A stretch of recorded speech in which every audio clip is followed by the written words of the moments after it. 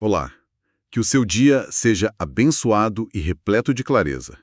Hoje a gente vai mergulhar nos fundamentos do próprio pensamento. A fonte para a nossa análise é o primeiro capítulo do livro Fundamentos Inabaláveis, de Norman Geisler. Nosso objetivo aqui é desvendar as ferramentas básicas que todo mundo usa para raciocinar, percebendo ou não, né? O autor nos convida a examinar a própria lente com que a gente enxerga o mundo e a questionar se ela é a mais nítiva possível. Certo, vamos começar a desempacotar isso. O capítulo abre com uma analogia que eu achei muito poderosa. A de uma cosmovisão ser como uma lente intelectual. Exato.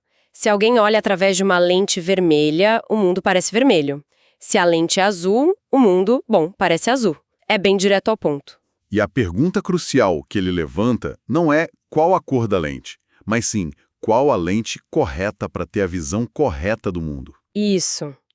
Em outras palavras, será que existe uma visão de mundo que seja intelectualmente justificável, que corresponda à realidade como ela é de verdade? Para responder a isso, o texto nos leva de volta a Aristóteles e a ideia de primeiros princípios. O que são exatamente esses princípios? São as verdades fundamentais, autoevidentes, sabe? Sobre as quais todo conhecimento é construído. É o alicerce mesmo, O fundamento. o fundamento. O autor cita Mortimer J. Adler para reforçar um ponto que eu acho crítico. A maioria dos erros não acontece na conclusão, mas sim no começo. No ponto de partida. Pois é. Se os primeiros princípios estiverem errados, todo o edifício do pensamento simplesmente desmorona. Então, o ponto de partida é tudo. E a ferramenta para construir a partir desse ponto, segundo o livro, é a lógica. O texto a descreve como o ramo da filosofia que compreende e ordena o entendimento das leis que regem nosso processo intelectual. O que é fascinante aqui é a ênfase na universalidade da lógica. Não é tipo algo só para acadêmicos ou filósofos. Com certeza não. O autor afirma que todo mundo usa a lógica para pensar a respeito da vida, a existência e a razão.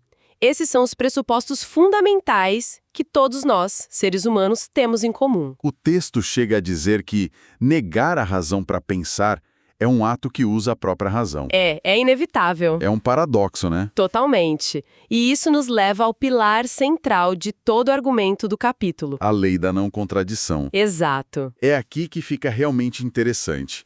O livro foca intensamente na lei da não contradição, ou LNC. Vamos explicar o que é isso. Bom, é o princípio que afirma que algo não pode ser e não ser ao mesmo tempo e no mesmo sentido. Ok. Uma afirmação, por exemplo, não pode ser verdadeira e falsa simultaneamente. O texto a descreve como autoevidente e inevitável. E a prova de que é inevitável é que para negá-la você precisa usá-la. Isso. O autor dá o exemplo, se alguém diz eu nego a lei da não contradição, essa pessoa está fazendo uma afirmação que é o oposto de eu afirmo a lei da não contradição, o que acaba confirmando a validade da lei.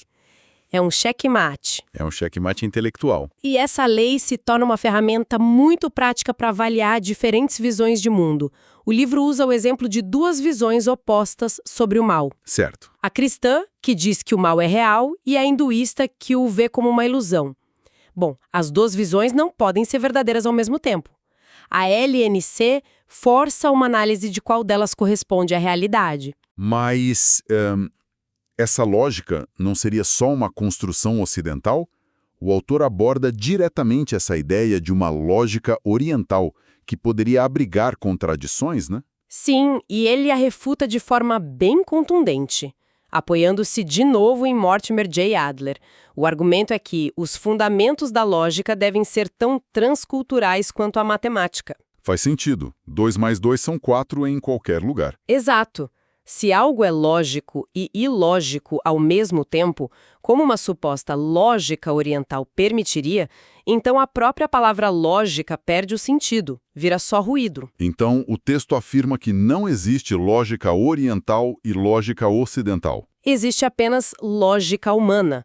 É uma ferramenta universal para a gente pensar sobre uma realidade que também é universal. E isso se conecta com questões metafísicas, eu imagino. Diretamente. O exemplo dado é muito claro. ou Deus existe ou Deus não existe. Ambas as opções não podem ser verdades. Não tem meio termo. Não tem. Esse é um princípio correlato à lei do terceiro excluído. A lógica se aplica à realidade fundamental, não importa a cultura. Certo. Então a lógica é universal e inevitável. Mas e se a própria realidade for uma ilusão e a lógica não se aplicar a ela, levando o ceticismo ao extremo? O autor lida com essa questão de uma forma que eu acho muito elegante. Ele mostra que a própria ideia de ilusão depende da existência de uma realidade. Ah, Uma ilusão é uma percepção falsa de algo que é real. Para saber que estamos sonhando, precisamos ter alguma ideia do que significa estar acordado, sabe? entendi. O contraste é necessário. Pois é. Portanto, o texto conclui que a ilusão absoluta é impossível. Se tudo fosse ilusão, a palavra ilusão não significaria nada. Então, qual é o papel final da lógica? Ela nos dá todas as respostas? Não, e este é um ponto de grande sutileza no texto. A lógica não é uma ferramenta para descobrir a verdade, Mas sim. mas sim um teste negativo da verdade. A função dela é detectar o erro. A analogia usada é ótima. A afirmação 2 duendes mais 2 duendes são 4 duendes é logicamente válida, Perfeita, a matemática está correta. mas não é verdadeira. Por quê? Porque a premissa, a existência de duendes, é falsa. Exatamente. A lógica garante a coerência do raciocínio, mas as premissas precisam ser verificadas com a realidade. Entendi.